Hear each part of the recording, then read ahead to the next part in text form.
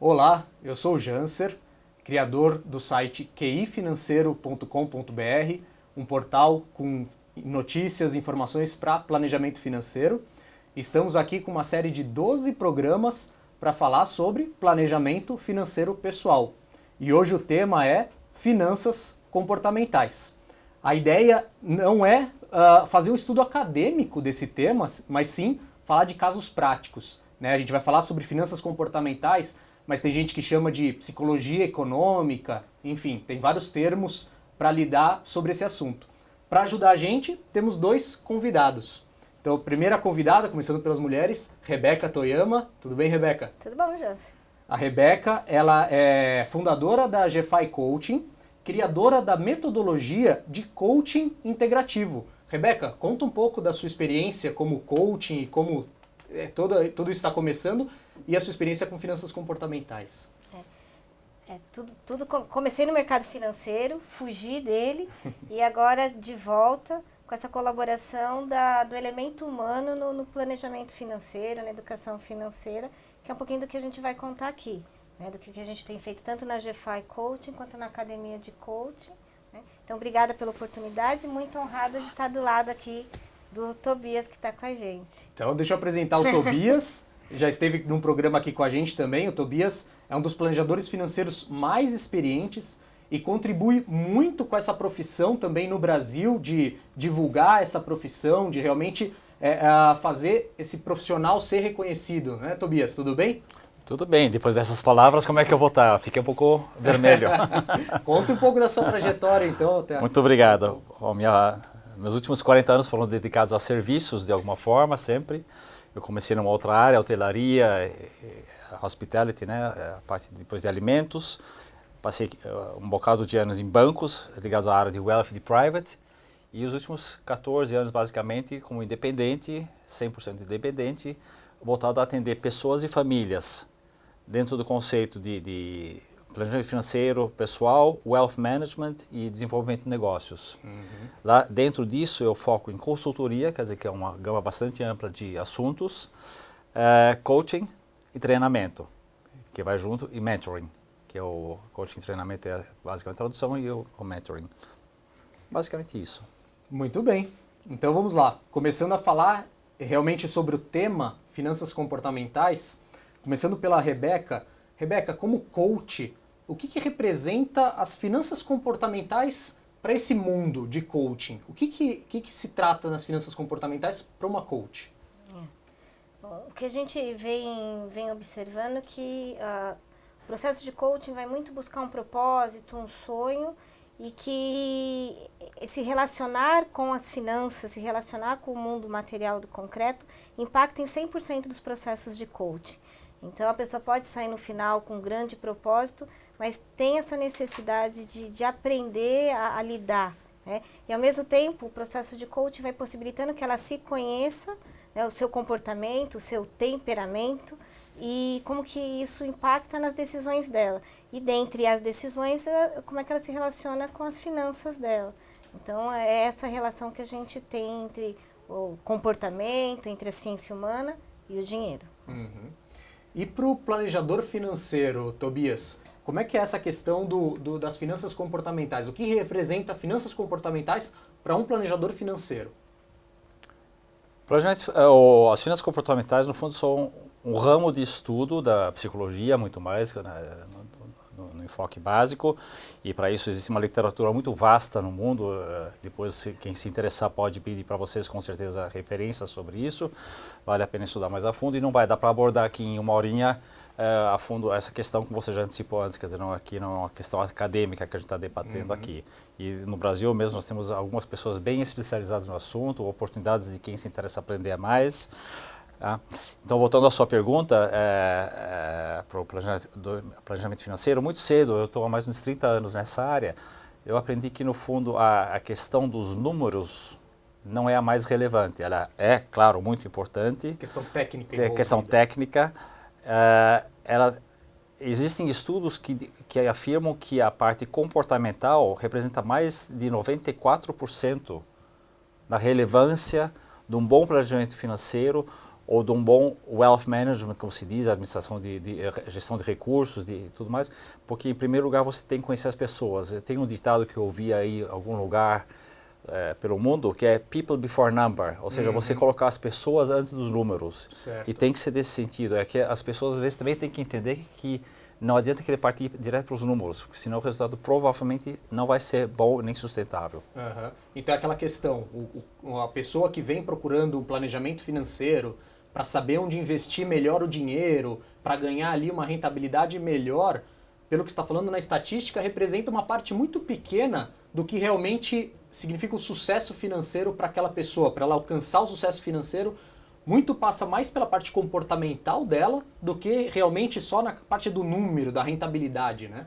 É claro que tudo passa pelo número também no final, mas para você chegar num número que corresponda à sua expectativa, então bem aí a gente usa esse termo de gestão de expectativa em vez de gestão de recursos, né? A gestão de recursos, no fundo, se um de nós tivesse a bola de cristal e soubesse exatamente o que fazer em que momento, provavelmente ele não estaria trabalhando, né? Só com os amigos talvez, e olha lá. Então é uma coisa que tem pessoas que têm mais conhecimento, têm mais ferramentas, se dedicam a isso, é claro, então não é todo mundo igual, não é isso, mas ninguém tem a chave do segredo do sucesso, né?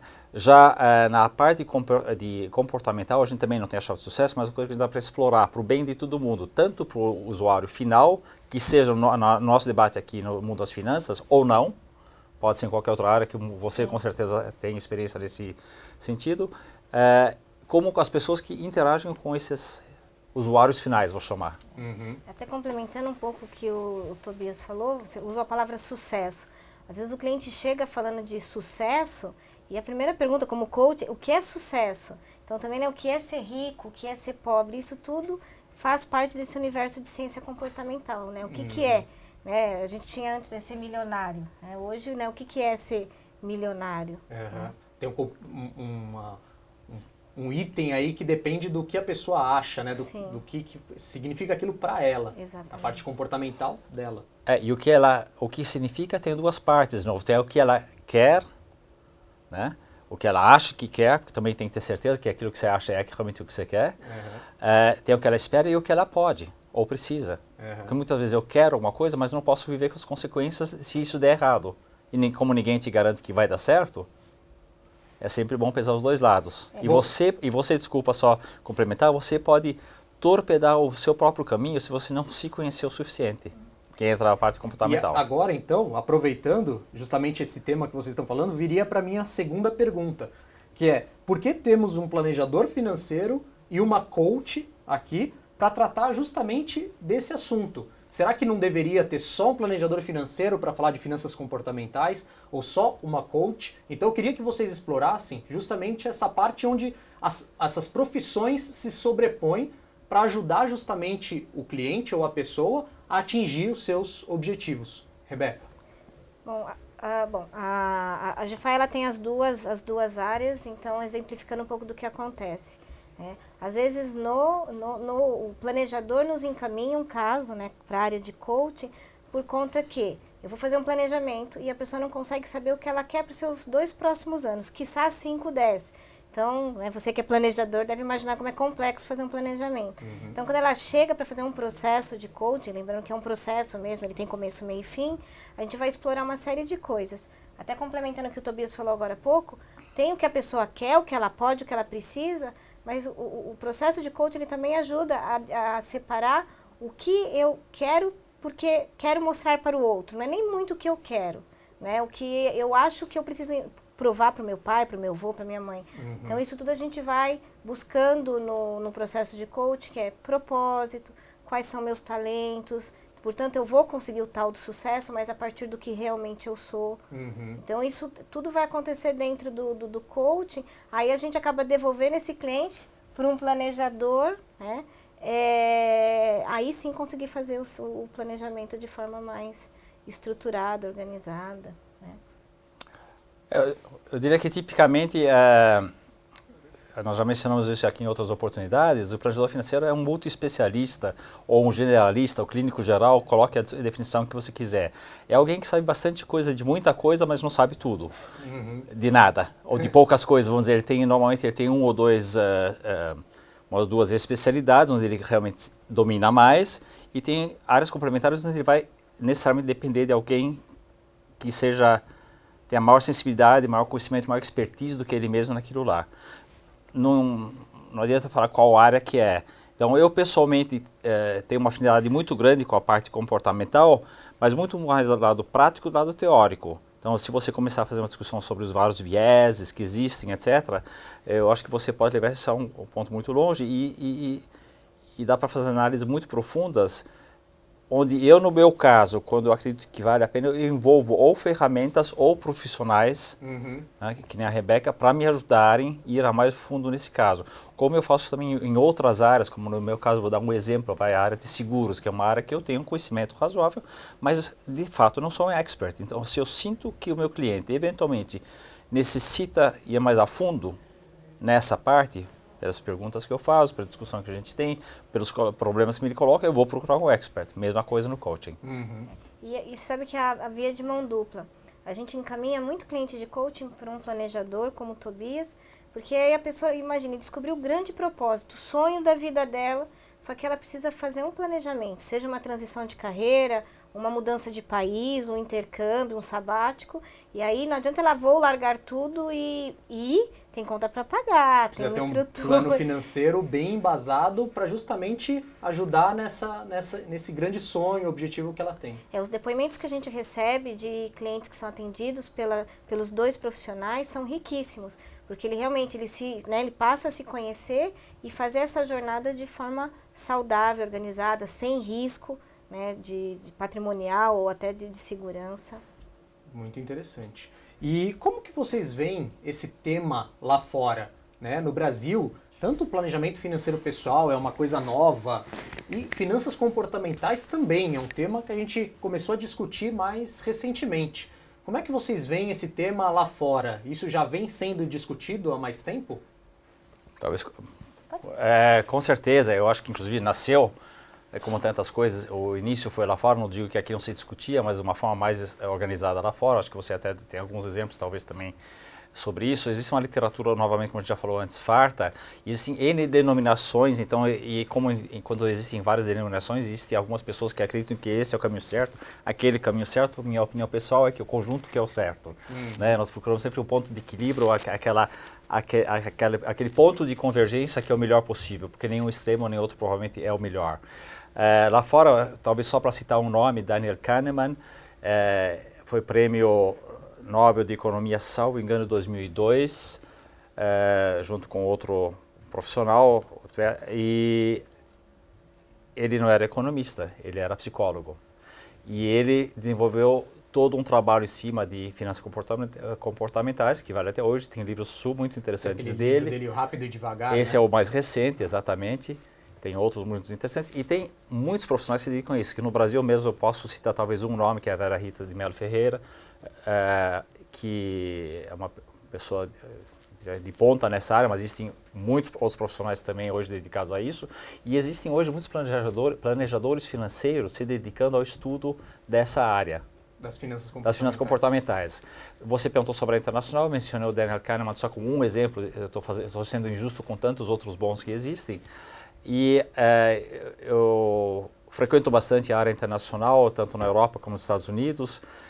Acabo de voltar de Boston, onde todo ano eu levo um grupo de estudos para fora, e a gente participa de um congresso, vai visitar empresas, faz contatos de interesse profissional. E esse tema vem sendo discutido há anos, consecutivamente e muito a fundo, nas áreas as mais diversas, como influenciar, como ajudar o seu cliente, como entender o seu cliente, como dar asas ao seu cliente, torná-lo uma pessoa mais livre, não é uma pessoa que vai fazer tudo sozinho talvez, mas vai ter passos mais seguros.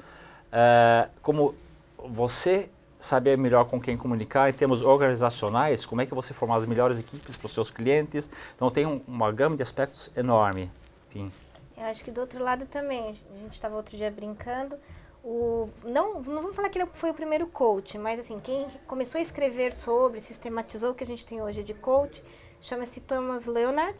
Ele era contador, só que atuava como consultor financeiro, planejador financeiro, né? Então não era um psicólogo, mas quem pôs ordem, né? Quem começou a estruturar a ferramenta foi ele. E o que a gente tem observado, iniciando lá fora e aqui dentro, agora a gente foi fazendo alguma coisa, é justamente o planejador querendo entender um pouco mais do ser humano, né, do comportamento do ser humano, e ao mesmo tempo o profissional coach entendendo que falar de dinheiro não é pecado, ele vai precisar abordar esse tema. Então, estilo de vida, saúde, mas que a questão financeira para um objetivo de um processo de coaching, ela merece ser abordada. Bom, e a gente prometeu para o pessoal que a gente ia falar de casos práticos aqui, né?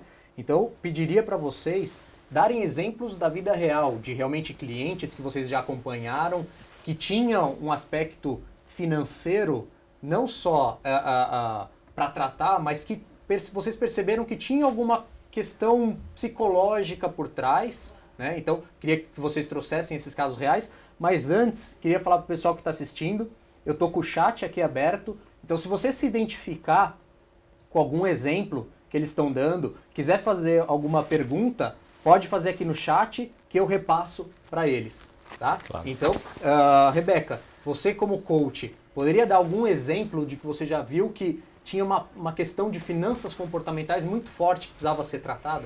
Acho que um país de origem judaico-cristã, ele tem alguns modelos né, que a gente fala de pecado, de limite de falar de dinheiro. Eu estava com uma cliente muito querida, tinha saído de uma empresa, e aí eu perguntava, qual que é o seu objetivo, né? Eu quero trabalho, né? No processo de coaching tem lá os seus 10 encontros, lá pelo meio, né, virou um mês, e ela também estava sendo acompanhada por um planejador da nossa equipe. E aí, ela não tinha, um mês que ela não tinha almoçado, jantado, trabalhando um monte, e ela gastou mais do que recebeu. E aí, na sessão, aí seu objetivo, olha, o mês foi péssimo, eu fiz as tarefas aqui, mas não andou. Falei, tá, mas o que você pediu? Trabalho. Falei, e o que você recebeu? Trabalho. Eu sei que nós ficamos nessa dialética uns 15 minutos, até que ela se deu conta o quanto que ela tinha vergonha de falar assim, não, eu quero dinheiro. O que eu preciso nesse momento é me organizar financeiramente. Quando ela falou, até o semblante dela mudou, ela ficou aliviada. Eu falei, e aí, qual que é o problema de falar eu quero dinheiro? É feio, né? Não pode. E aí a gente entrou todo nesse contexto, por que é feio? Falar disso, por que é feio pedir isso? Eu falei, o que você pediu, você conseguiu, trabalhou pra caramba, né, e não se remunerou. Então, isso é muito comum, as pessoas terem muita vergonha, muita dificuldade, né, que a gente chama de crença limitante, de lidar com esse contexto. Aí o Tobias deve também ter alguns exemplos aí. Vai lá, Tobias. Como planejador financeiro, já enfrentou muitos casos como esse? Eu acho que tem algumas colocações para fazer. Em primeiro lugar, acho que parte da alma do nosso negócio é a confidencialidade, o trato discreto das vidas dos nossos clientes. A exemplo do psicólogo, do médico, do advogado. Então, os exemplos às vezes são um pouco difíceis porque, no mínimo, a pessoa em questão vai se identificar. Eu sou um pouquinho cuidadoso com isso, mas ainda assim, vamos lá. A segunda colocação que eu queria fazer é que, basicamente, eu não tenho nenhum caso, de todos os casos que eu tive em 30 anos de profissão, que não tenha tido um componente sério de vieses comportamentais e de alguma coisa comportamental envolvida no meio importante. Normalmente, a conversa começa assim, bom, aí, Tobias, eu tenho 100 dinheiros e eu queria saber o que eu faço. Eu compro isso, eu compro aquilo, eu vendo isso, eu vendo aquilo. Eu acho que a resposta mais errada que eu posso dar é a resposta assim, direta, compra isso, eu vendo aquilo. Porque, em primeiro lugar, eu eventualmente não sei exatamente e muito menos eu sei por que a pessoa quer comprar, se é realmente aquilo que ela precisa e tudo mais. Então, vem todo o questionamento. Tá? E aí, então, perguntando de exemplo, sem tentar não personificar demais, existem, por exemplo, 2 vieses comportamentais. Um que é excesso de confiança e otimismo, né, chamado dessa forma, e o outro de arrependimento. Vou colocar um pouco esses aqui como contraponto.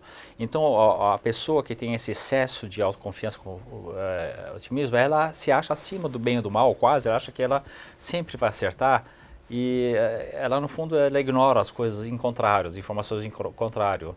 E a gente está aqui muito falando de racionalidade ou não. Se pressupunha antigamente, em finanças, que as pessoas tomavam decisões racionalmente. E se você pensa hoje na idade da internet, das mídias sociais, tudo mais, nós temos uma abundância de informações simultâneas disponíveis para todo mundo. Basicamente não existe mais essa questão de vantagem de informação, e aquela que existe, que seria o insider trading, é criminalmente perseguida, inclusive, né, se você realmente tem a vantagem nesse sentido. Então se imaginaria que seria muito fácil tomar as decisões certas. E se esquece, justamente foi esse o trabalho básico levantado por essa direção de estudos, de que as pessoas não agem de forma racional, e sim irracional, que tem esses viés comportamentais. Eu acho que isso fica muito claro até na compra de ações, né? Na compra de ações, a pessoa, ela gosta de falar dos exemplos onde ela sempre ganha, onde ganhou muito dinheiro, mas esconde onde ela perdeu muito dinheiro. E até aquela questão de estar perdendo, fica com a ação, com a esperança de ela voltar um dia a subir. Então, na perda, fica segurando. Na subida, realiza o lucro rápido, né? Então, acho que tem muito disso. Com certeza. É a mesma coisa com do outro lado, o arrependimento, quer dizer, teve uma vez uma coisa que não foi boa e esse negócio fica pendurado, que é uma certa forma de ancoragem também. Então você acaba repetindo um comportamento eventualmente ruim para você, quando não precisaria. E no arrependimento é aquela questão de você, a dor de perder é maior do que a felicidade de ganhar. Né? Existe em literatura muito interessante sobre isso, exemplos da prática. Isso extrapolaria o tempo, com certeza, do nosso encontro aqui, mas vale a pena se aprofundar. Legal. Ainda nesse aspecto, nos processos de coaching, a gente vai muito investigar. Medo é um componente que a nossa espécie tem, enquanto ser humano, é importante, acho que é por isso que a gente sobreviveu a tantas outras, mas em comportamento financeiro impacta direto. A gente tem basicamente 3 níveis de medos e a gente vai ajudando o cliente a se perceber. Então, a primeira coisa, o medo da escassez. Geralmente o cliente ele vai ser um acumulador, mas não racional, ele acumula com medo da escassez, então ele não busca melhores oportunidades, ele busca muito segurança quase que irracional. Tem uma outra tribo, né, que é o pessoal que tem o medo da rejeição, então ele acaba sendo um pouco mais gastão, né, em presentes, não sabe falar não, porque ele acredita que as pessoas vão abandoná-lo se ele falar não, né? E falando talvez em tribo, só pegando o gancho, existe o famoso efeito manada, que todos nós conhecemos. Também, né? A coisa mais simples é aquele sujeito que para na esquina e olha para cima, e daqui a pouco tem 20 para em volta dele olhando para cima. E você falou o exemplo das ações, é muito típico, e existe até uns gráficos muito tragicômicos sobre o assunto, onde vai todo mundo falando compra, compra, compra, só que o primeiro que falou compra foi aqui. E vai todo mundo comprando, aí todo mundo começa a falar vende, teve um que falou vender aqui. A maioria vai vender aqui embaixo na Bacia das Almas porque vai seguindo a manada, de certa forma, e daí vem esse termo. Legal. E como que se atua nesses casos? Então, percebeu esses vieses, né, comportamentais? Como é que se atua nesses casos? E até queria que vocês comentassem também um pouco de casais, por exemplo, que pensam diferente, né? Então, às vezes, a mulher pensa diferente em relação ao marido, ou numa equipe de trabalho, né, que tem que alcançar um objetivo financeiro em comum, mas um é mais agressivo, o outro é mais conservador na equipe. Então, como é que efetivamente tratar esses casos que dependem de vieses comportamentais diferentes? Rebeca. Tá. Bom, como estratégia principal, a gente sempre busca evocar o propósito ou do casamento, ou o propósito da sociedade, ou da equipe. Esse é o primeiro passo. Segundo passo, identificar os valores. Talvez nós 3 aqui, a gente tenha uma gama de valores que são aderentes, é por isso que talvez a gente se goste, e uma gama de valores que não combinam.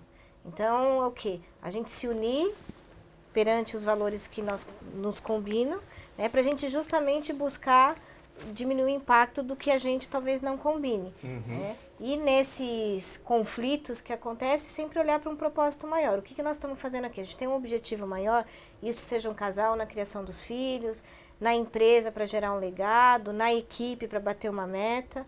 Então, enquanto coach, a gente tem a questão, né? Identifica o propósito, verifica valores aderentes e não aderentes, e vai buscar o que essas pessoas têm de melhor, que a gente chama de talentos e virtudes, que é o que vai nos ajudar. Por exemplo, o meu pode ser tolerância, o seu paciência. Então, num conflito, vamos trazer os nossos melhores talentos para a gente superar esse conflito, visando um propósito maior. E a gente acaba observando que isso nem sempre acontece, e é a hora que os desencontros acabam trazendo outros recursos, problemas maiores. Né? Tobias, nessa mesma linha, acho que até seria interessante se você desse alguns exemplos de vieses comportamentais diferentes possíveis, né? Alguns exemplos, para situar justamente como atuar nesses casos.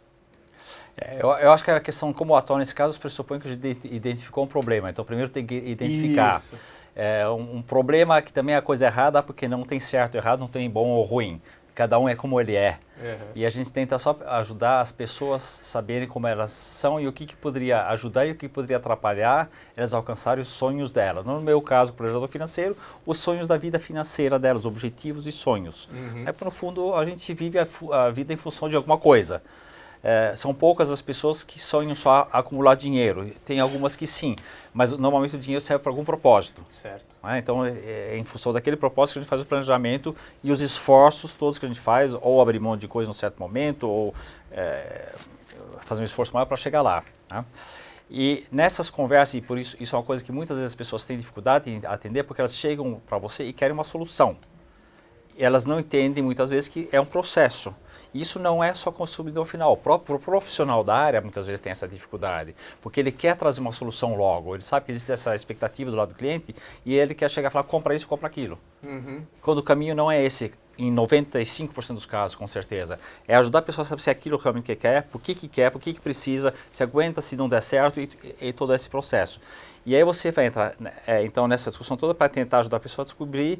E não tenho, apesar de que existem alguns nomes para vieses, que foi que você pegou todos os exemplos, né? Eu já mencionei alguns antes aqui. Mas eu sempre tomo cuidado com botar as pessoas em caixinhas. E normalmente ninguém é só amarelo, só azul ou vermelho. A gente normalmente é uma mistura das coisas. Então a gente tem que ter ferramentas e processos para tentar ajudar, como o psicólogo tem na área dele, etc. O médico tem quando faz anamnese, para tentar ajudar a pessoa a descobrir, de um lado, os comportamentos inerentes a ela, que são aqueles que ela adquiriu, né, talvez intrauterino, mas com certeza na tenra idade, até os 2, 3, 4 anos de idade, e outros comportamentos que ela foi adquirindo com o tempo, como a gente fala, gato escaldado, não é verdade? Então a gente apanhou muito numa coisa e começa a cobrir com outros comportamentos, que são os aprendidos. E aí existem sim processos, talvez você possa falar um pouco, acho que você até desenvolveu alguma metodologia nesse sentido.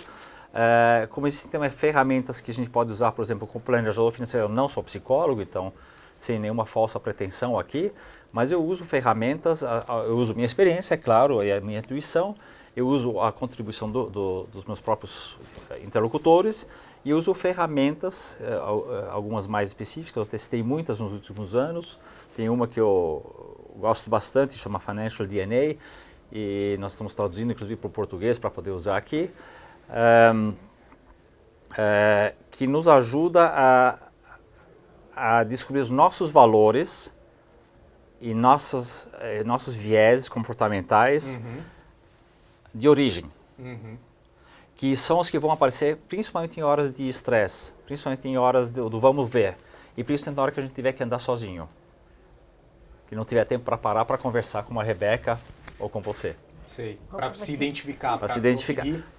Ganhar consciência do que está acontecendo, né? Por que é tomada aquele tipo de decisão? Por que eu ajo de uma certa forma em certo momento? Ou por que eu deixo de agir, que pode ser tão nefasto quanto. Né? Enfim, a discussão pode ir muito mais longe, mas talvez a gente deixe isso mais para frente. Eu gostaria de deixar a Rebeca complementar. Você falou de equipes e famílias, e lá existe essa discussão super importante, tanto aqui na nossa área, não sei se na sua também, sempre que eu posso envolver o grupo todo, vamos chamar de família, às vezes pode ser uma empresa, às vezes pode ser outro contexto. Sempre que tem um grupo envolvido na história, no mínimo na consequência do que for feito ou deixar de ser feito, eu tento envolver, porque existem compatibilidades e incompatibilidades, existem áreas de choque, áreas de afinidades, como você mencionou, e de tentar fazer isso trabalhar da forma mais produtiva, mais harmônica possível. Harmônica não necessariamente, mas positiva. Às vezes o conflito é bom, mas tem que ser um conflito construtivo. Né? Então, por exemplo, se eu vou formar uma equipe para atender, de profissionais, para atender pessoas no final, idealmente eu vou tentar combinar perfis que se complementem, não é necessariamente sejam iguais, mas que saibam das dificuldades, dos desafios que vão ter no diálogo. Vamos dizer que você é um sujeito super agressivo e um sujeito super conservador.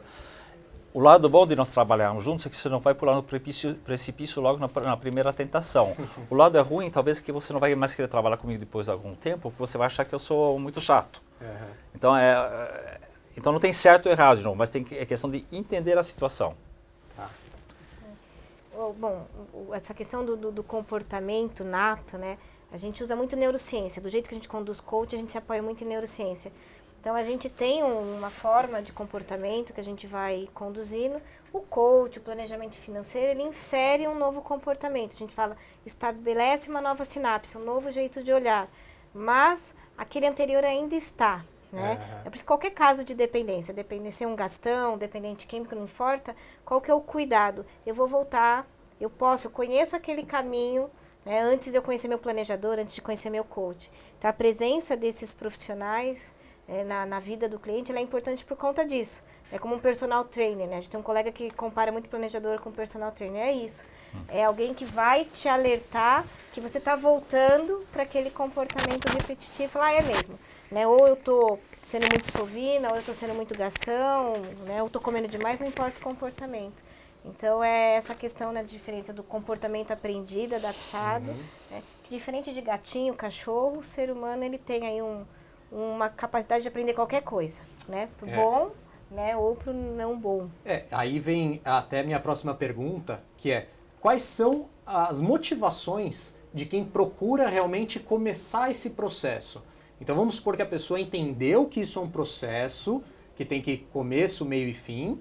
Então o que ela está buscando quando ela começa? O que vai fazer realmente ela seguir esse processo? Qual que é a motivação dela para conseguir chegar até o final desse processo? Ela quer mudar um hábito dela? Ela quer mudar um comportamento? O que vocês enxergam da motivação de quem realmente começa e termina esse processo? Rebeca. Não sei no planejamento, mas no coach a gente sempre brinca que a motivação inicial ela nem sempre é autêntica. Então vem, eu quero ser um presidente, eu quero morar fora, eu quero fazer um MBA.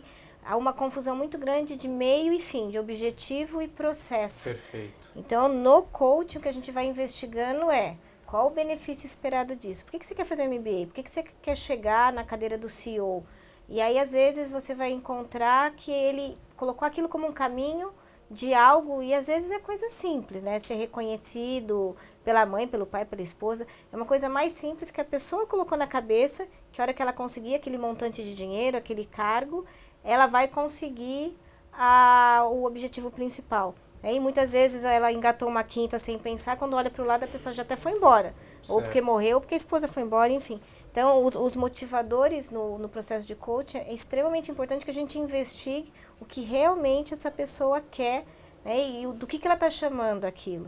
Eu acredito que no planejamento tem algumas coisas parecidas. Como é também. que é, Tobias? A pessoa chega e fala, eu quero ser milionário, né? E aí, qual que realmente você percebe que é a motivação para ela perceber esse processo e chegar até o fim? Se ela souber que ela quer ser milionário, ela já tem um objetivo razoavelmente definido, com alguns zeros e tudo mais, já não é ruim. A maior parte das pessoas não sabe isso ainda, então, ou acha que sabe, então a pergunta normalmente é mais básica ainda, mas eu acho que, de novo, é realmente a pessoa, qual motivador? A pessoa, a partir do momento que ela entende que não existem respostas prontas, existem charlatões que oferecem, que oferecem, isso existe em qualquer parte do mundo, qualquer profissão, que oferecem os milagres, receita de bolo pronta, fórmula mágica, bola de cristal, tudo isso. Aliás, eu digo sempre, eu brinco com aqueles que me buscam para isso, que o meu instrumento de trabalho principal é a bola de cristal. Inclusive, eu tenho um slide que eu projeto na parede né, para isso. Mas, brincadeiras à parte, a motivação é a hora que a pessoa entende que ela tem que passar por isso. Ninguém faz isso voluntariamente. Porque todo mundo prefere ter a resposta pronta na língua, de preferência de graça, lá, aquela conversa de boteco, sem pagar, é a melhor, né? Acha-se. Mas é boa para destruir amizades e para ganhar conselho ruim. Né? E a pessoa que entende que ela tem que passar um processo mais curto ou mais comprido, que seja, é exemplo do psicólogo. Você vai com seu filho para um psicólogo porque você sente que ele tem... Você não sabe o que é, mas você sente que ele poderia estar melhor, por algum motivo, ou você mesmo. E de repente vai ser uma conversa, ninguém vai te dar a resposta. O que a gente tenta ajudar você é achar a resposta. E a gente tem ferramentas para isso, a gente tem conhecimento e depois existem outros especialistas que vão poder ajudar você a achar outras respostas. Mas no fundo quem tem que achar as respostas muitas vezes é você, ou ajudar a formular elas pelo menos. Alguém talvez tenha que te ajudar você depois a colocar em prática. Né? Alguém olhando de fora, né, que consegue com uma visão neutra, embasada, com uma metodologia, guiar você por esse processo. E com uma visão holística. Uma visão, isso é muito forte dentro da nossa profissão do planejador financeiro, calcada aí também no código de ética, no caso dos planejadores certificados, acho que nós já falamos nisso aqui no outro programa, do CFP, Certified Financial Planners, que aqui são agregados pelo Instituto Brasileiro de Certificação Profissional de Profissionais Financeiros, IBCPF, e onde se rege que o cliente em primeiro lugar, não é verdade? E para o cliente estar em primeiro lugar, você tem que entender ele primeiro. Primeiro o cliente, depois vem o resto, vem o dinheiro, é tudo importante, mas vem tudo depois. Claro. Né? Perfeito. E quando a pessoa passa por todo esse processo, então vamos supor que ela entendeu a motivação dela, passou por todo o processo, realmente esse comportamento dela muda, ela se torna uma versão melhor dela, ou muitas vezes ela volta àquele antigo padrão, porque a gente chegou a falar do comportamento nato dela. Então você consegue fazer um trabalho para ela adquirir ou perceber que existe um tipo de comportamento melhor ou que pode ajudar ela a atingir melhores objetivos, mas vocês percebem que isso se perdura ou a pessoa tem uma tendência a voltar àquele comportamento nato, padrão dela, Tobias? Para começar, acho que a gente tem uma cuidado porque a gente não está falando de certo, errado ou de cura aqui, não tem isso. Sim. Cada um é como é, não é verdade? Então, se tem qualquer coisa errada na minha vida, que ela seja financeira ou não, a primeira premissa para mudar isso é reconhecer, é descobrir aquilo lá, me parece. Então, se eu sei que eu tenho certos vieses, pegando um exemplo muito simples, que eu sou um cara muito agressivo, uma pessoa que gosta de correr risco em tudo que eu faço, se eu souber disso, eu pelo menos consigo, quando eu vou querer pular do precipício, parar e respirar. Enquanto eu conseguir lembrar disso, a chance de fazer uma bobagem muito grande e irreversível diminui muito. Talvez não resolva. Então, voltando à sua pergunta, eu acho que a pessoa não muda, mas ela se administra melhor, se gere melhor. Isso cada um por si. Se você fala dentro do contexto do planejamento financeiro, que normalmente é um processo de acompanhamento a longo prazo, médio e longo prazo, existe um ponto mais intenso de partida, e depois normalmente existe um acompanhamento que não é um personal trainer, que continua indo lá batendo na porta. Você já sabe fazer exercícios, mas se não toca a campanha e falar, vamos levantar e vamos fazer exercícios, você acaba talvez não indo. E aí você começa a ter desvios na postura e ele tem que te falar em direita, que senão vai machucar a sua costa. E é o que a gente também pode fazer pelos nossos clientes. Então, o cliente em si, o investidor final em si, cada um de nós para a sua vida, e depois os profissionais, que não precisam ser um planejador financeiro, pode ser um advogado, pode ser a pessoa de seguros, qualquer área, ou coach, que vai poder te dar um embasamento muito melhor, te conhecendo melhor. Porque ela sabe onde que pega, onde que pode te ajudar, e aí talvez tenha um ponto, antecipando talvez um pouco um pensamento, é claro que isso também pode ser usado negativamente. Porque, teoricamente, se eu conheço você a fundo, que nem um psicólogo te conhece bastante bem, a gente até faz essa brincadeira, tanto uma coisa que eu falo, né? Isso pode ser manipulado para o mal. Mas aí, se você for deixar de fazer por causa disso, qualquer coisa na vida, energia nuclear. Pode ser usado para o bem ou para o mal. Certo. Então, tudo pode ser usado para o bem ou para o mal. A gente tem a parte da premissa, não confiando, mas não cegamente, de que a gente está indo para pessoas qualificadas, sérias, éticas, competentes, para nos ajudarem. E vai acompanhando esse desenvolvimento. Falando do exemplo do personal, para mim o mais útil do personal é que ele fica me dando alguns indicadores. Mede cintura, gordura. Eu acho que o planejador financeiro é essa. A gente sabe fazer o exercício, a gente sabe o que é um fluxo de caixa, mas acho que o que agrega no planejador é essas mensurações.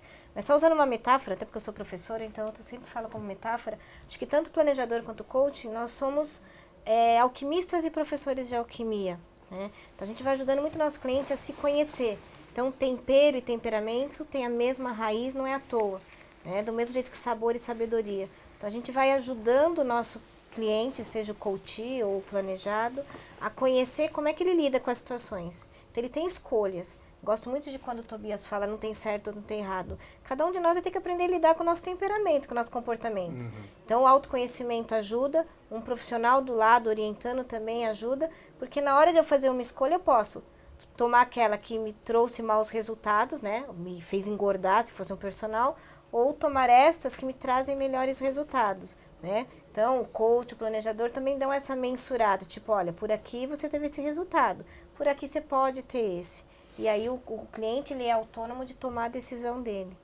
Talvez até entrando na sua seara, eu acho que também isso vale também para o desenvolvimento profissional. Por exemplo, eu acredito que quem nos ouve nesse bate-papo, na sua maioria são profissionais da área financeira, agentes autônomos e outros colegas de profissão aí. E esse autoconhecimento vale muito para si mesmo. Que você vai montar uma empresa, que você vai ter só a sua lá com 2, 3 amigos, que seja profissionais, é você ter clareza do que você quer. Nessa viagem recente que nós fizemos, de novo, o que nós mais ouvimos é você saber o que você quer, como profissional. Qual cliente você quer e qual cliente você não quer. Você não é obrigado a ter todo o cliente. Interessante. Não tentar ser tudo para todo mundo. Certo. Mas para isso, primeiro, você tem que saber o que você quer. E não é só uma questão de dinheiro, é uma questão de felicidade. Né? A gente viu um modelo teve o congresso sexta-feira, acho que vocês também tiveram, no IBSPF, e alguém falou que existe um novo modelo de precificação dos serviços, que não é de Assets Under Management, mas é de Dreams Under Management. Sim. Ou seja, é você faturar cobrar em cima dos sonhos que você está administrando. Interessante para discutir. E aí eu queria que vocês comentassem um pouco das ferramentas que existem, ou que vocês utilizam, ou que desenvolveram, né, justamente para conseguir identificar o perfil desse cliente, para poder ajudar melhor ele, e aí quais os benefícios que vocês encontraram utilizando essas ferramentas e sabendo melhor como se comporta esse cliente. Tobias. Obrigado. A gente vai ficando um pouco mais velho, a gente vai usando muito intuição, o que é bom e o que é ruim. Então, pode ser uma ferramenta. É uma ferramenta. E eu costumo brincar, então até vendo se isso é verdade, que o meu primeiro formulário, primeira entrevista é isso aqui. É uma folha em branco. E por que isso? Tem um propósito, obviamente. Existe um roteiro na minha cabeça, de certa forma, mas quando você vem com o formulário escrito, a tendência de quem está na sua frente é olhar e querer ler as coisas e responder aquilo que está escrito. E se apegar a isso. E a sua tendência também é de seguir o seu roteiro e você fica preso num esquema. Então eu acho muito útil, mas eu tenho que ter do outro lado alguém que esteja disposto a ter mais do que uma conversa, porque a primeira vai ser muito aberta, muito informal, talvez a próxima vai ser mais estruturada. Então tem essa questão dos formulários, tá? Você falou que a gente cria, cada um cria o seu, né? Metodologias. Aí eu pessoalmente cada vez mais estou usando instrumentos também, principalmente nessa área. Eu já mencionei curto antes, o Financial DNA é um dos instrumentos, existem muitos por aí, dos muitos que eu analisei, eu achei que era que tinha um bom equilíbrio entre o suficiente e não demais. Certo. Porque você tem outros que talvez vão te produzir um relatório de 60 páginas que ninguém leia, ninguém entende. O outro vai te dar uma coisa de uma página com 5 perguntas. Se você pega exemplo da CVM, por exemplo, dos bancos, hoje você tem regras de suitability e de compliance, que você já tem regras oficiais de conhecimento mínimo do seu cliente, mas elas são muito básicas ainda.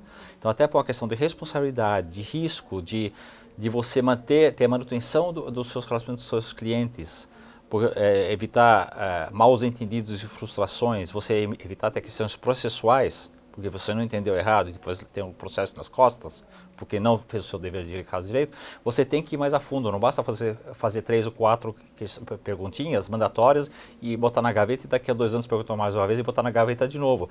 É um processo que segue e você tem que mesmo que a pessoa te dê a resposta, eu acho que você tem que ver isso dentro do tempo, porque é um filme, não é uma foto. É que nem com filhos, que nem com qualquer relacionamento amoroso, com qualquer coisa. Não é perguntar hoje, então, o que você está afim, o que você gosta. Amanhã tem que ver se é isso mesmo, porque pode mudar. E a mesma coisa é com as finanças. Então, você tem que seguir nesse filme. Essa ferramenta, você perguntou de ferramenta, eu acho ela muito útil. Eu tiro uma foto que me dá muito o perfil da pessoa o perfil básico e depois eu tenho que continuar requestionando isso a cada tempo, que comportamentos aprendidos ao tempo influenciam também. Certo. E no coaching, Rebeca, quais as ferramentas que você utiliza ou até que você desenvolveu? Porque você desenvolveu, inclusive, uma metodologia própria, né? O coaching integrativo. Só vou complementar do Tobias. Tive a oportunidade de ver esse relatório de Innate Behavior, realmente bastante interessante, gostei muito. Por metodologia a gente não usa, a gente faz operação saca-rolha, que eu também entro com o cliente com a folhinha em branco e a partir disso a gente vai descobrindo. Acho que enquanto ferramenta a gente pode falar de duas. Primeiro, até pela própria GFI ter planejadores e, enfim, a gente hoje tem muito planejador ou aspirante a planejador que passa por processo de coaching com a gente. Por duas razões. O que o Tobias comentou, o questionamento, tá isso mesmo que eu quero? Que tipo de cliente que eu quero? Que estilo de vida? Para quem eu quero trabalhar? Então hoje a gente tem, né, de quem está nos assistindo, bastante gente que passa por um processo para se conhecer melhor. Alguns passam pelo processo também para entender o seu cliente melhor, né? E uma segunda ferramenta é justamente a Academia de Coaching Integrativo. É uma metodologia nossa, a gente tem aí o desafio de difundi-la pelo planeta. A gente tem hoje um número grande também de pessoas que vêm se juntar a nós, que querem atuar na carreira de planejador, mas entende que a ferramenta de coaching é importante. Então, todas as nossas turmas têm um planejador certificado ou não, um aspirante a planejador que fala, eu preciso de entender de gente. Primeiro, para falar melhor do meu serviço. Segundo, para lidar melhor, conduzir melhor o planejamento. Então, acho que em termos de ferramentas, essas duas ferramentas é o que a gente realmente está expandindo e acreditando e observando que traz resultado. Então, poderia dizer que existem planejadores financeiros que se tornam coaches para exercer um melhor trabalho e coaches também que muitas vezes se especializam em planejamento financeiro para conseguir ajudar o cliente também nessa parte financeira.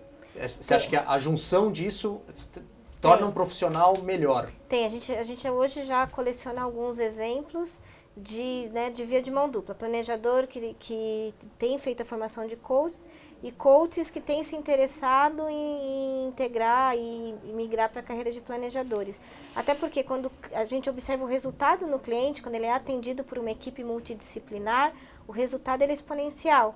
Então, acho que até para a gente ver o resultado no cliente, isso tem estimulado a cada vez mais as pessoas buscarem esses dois conhecimentos. O Tobias bem diz, a gente vai ter expertise num assunto, mas é que a ferramenta de coaching me ajuda a ser um planejador melhor, me ajuda a entender a mim e ao cliente melhor. Eu não vou entrar com uma pessoa um pouco mais pragmática, falando com ela de uma forma muito afetiva que ela não vai fazer sentido. E vice-versa, uma pessoa extremamente afetiva, vou entrar com argumentação racional com ela, seja de planejamento ou de qualquer coisa, ela vai travar. Então, a ciência comportamental contida no coach, numa formação de coach, ela vai dando repertório e arcabouço para o planejador transitar melhor na função dele.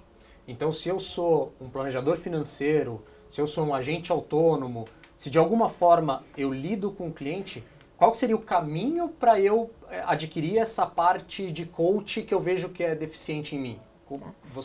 Hoje a gente tem, e é um mercado que cresceu muito, inúmeras formações, né? É óbvio que eu posso falar, a que a gente faz é muito boa, mas quando alguém me pergunta, eu sempre indico. Tem lá o pai Google, dá uma pesquisada, verifica quem tem bons comentários, quem não tem. Uma formação em coaching pode sim, e a gente tem resultados comprovados disso, otimizar a carreira de um planejador, de um agente autônomo, enfim. A academia, como é que você falou que chama? A nossa Academia de Coaching Integrativo. Academia de Coaching Integrativo. Isso. Muito interessante. Eu até ia complementar, eu concordo número igual com tudo que você falou, Rebeca. Eu acho só voltando um pouco ao tema da nossa chamada da reunião de hoje, das finanças comportamentais, para não criar uma confusão na cabeça, que são tantos termos. Coaching é parte dessa história toda, né? As finanças comportamentais são muito amplas, acho que como a gente falou no começo, é um campo acadêmico, inclusive, muito importante.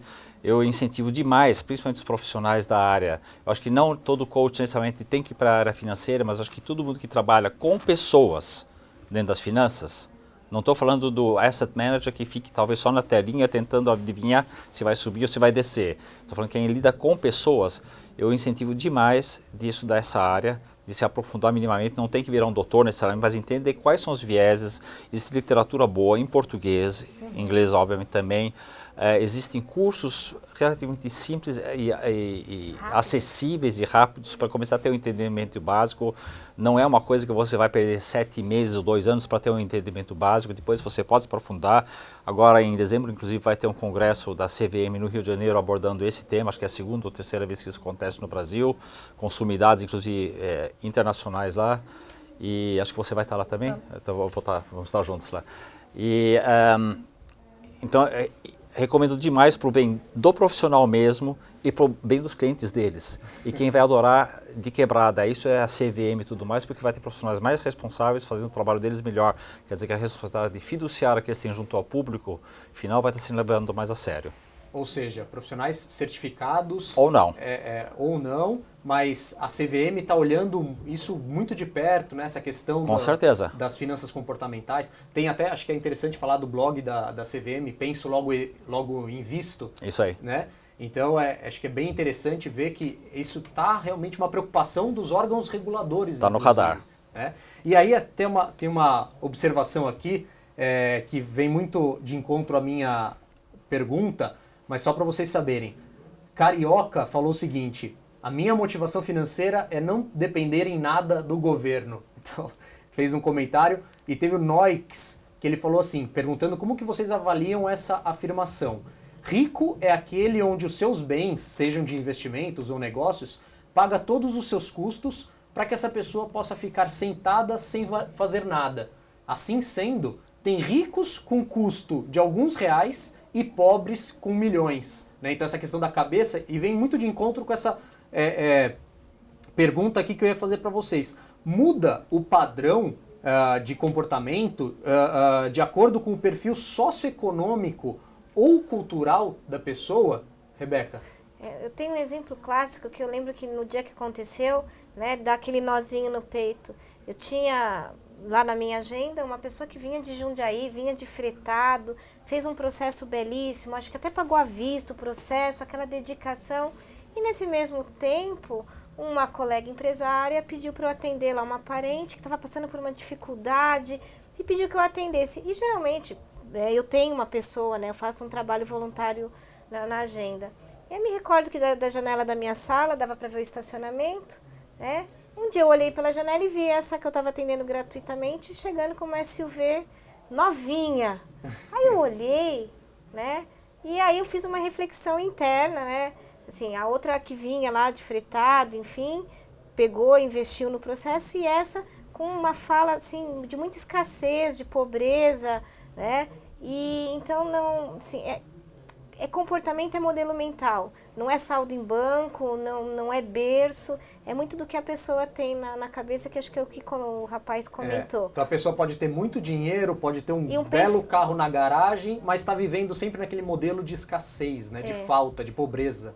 E às vezes a pessoa com muito menos, ela se sente na abundância e merecedora de investir num processo de autoconhecimento, num planejamento financeiro, né? Concordo plenamente, acho que tem tudo a ver com, não tem nada a ver, acho que não existe grande influência, a única influência que pode existir eventualmente é que quem tem uma situação socioeconômica e cultural um pouco melhor, talvez tenha acesso a mais possibilidades, a mais ferramentas, foi confrontado com mais opções, só isso. Porque de resto é que nem você dizer que pobre é assim, rico é assado, não existe estereótipo, não existe certo ou errado, não existe uma definição para ninguém. Eu outro dia tive também um exemplo de uma pessoa muito humilde, que eu não conheço até hoje ainda, eu consegui, acredito que eu consegui caminhar ela bem para receber ajuda, que por si só teve essa força de vontade de procurar ajuda, é uma pessoa que realmente está num patamar financeiro bem básico, para dizer o de menos, mas que tem realidade disso, não tem vergonha disso, e foi a caça. Achou meu nome em algum lugar, hoje com as internets é relativamente fácil, chegou em mim com muita educação, dentro das possibilidades dela, de se expressar, E nós acho que estamos tentando conseguir ajudar porque ela teve a curiosidade e sabe que tem que mudar o comportamento dela para chegar onde ela quer chegar. Então eu acho que talvez a ideia principal que a gente pode tirar disso, o aprendizado, é que todo mundo tem um benefício em se conhecer, em procurar muitas vezes um processo de autoconhecimento, como é o coach, um processo de gerenciar melhor suas finanças, seu relacionamento com o dinheiro, como é no planejamento financeiro, e não importa o saldo bancário da pessoa. Se é a pessoa muito rica, tem muito patrimônio, ou a pessoa que tem menos patrimônio, acho que todo mundo se beneficia de se conhecer melhor em relação a você mesmo, em relação às finanças, né, Tobias? Em relação a quem você quer ajudar, seja as finanças ou não, e de novo, não acreditando em milagre, em atalhos fáceis. Não existe, como diz o americano, almoço de graça. Isso é super importante, né? Muitas pessoas falam, não, então eu vou me conhecer, aí resolveu. Não é bem assim. Tem que ir um pouco mais longe. Mas... Então acho que é bem legal relembrar aquilo que você falou, né? Não existe fórmula mágica, não existe receita de bolo. É um processo que a pessoa tem que realmente entender que é um aprendizado constante, inclusive, né? E busque gente e ferramentas qualificadas e sérias. É o X da questão. Legal. Bom, estamos terminando o nosso bate-papo aqui sobre finanças comportamentais.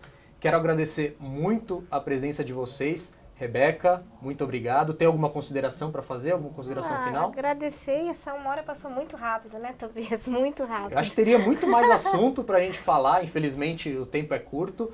Mas é aquilo que a gente também acho que já deixou um caminho para o pessoal que se interessa procurar saber mais, né? Se eu puder, eu gostaria de fazer só aí uma chamada para aqueles que querem ir mais longe, sim, procurarem gente que nem você, que nem a Rebeca, que nem eu vou não falar que pega mal, mas enfim, pegar gente profissional, pegar organizações, aí eu vou falar uma CVM, eu vou falar um IBCPF, que nós já falamos, acho que é ibcpf.org.br, o site, procurar os nossos contatos profissionais se quiserem de fato, como um primeiro empurrão para indicar outros caminhos, procurar literatura boa, nós mencionamos 2, 3 nomes aqui de pessoas que tratam desses assuntos, procurar se informar, procurar se integrar e ver, vem participar. E o IBCPF, principalmente para os profissionais da área financeira, uma grande parte já conhece, os que não conhecem vão atrás, porque é uma plataforma de conexão entre pessoas com o mesmo propósito de ajudar pessoas na vida financeira, no nosso caso, delas, para alcançar os sonhos, os objetivos da vida financeira a médio e longo prazo também, muito construtiva, muito boa. Com muita pessoa disposta a compartilhar. Perfeito. Então, fica o convite. Obrigado também, Tobias, pela sua participação hoje. Obrigado a você. Obrigado a você que nos acompanha.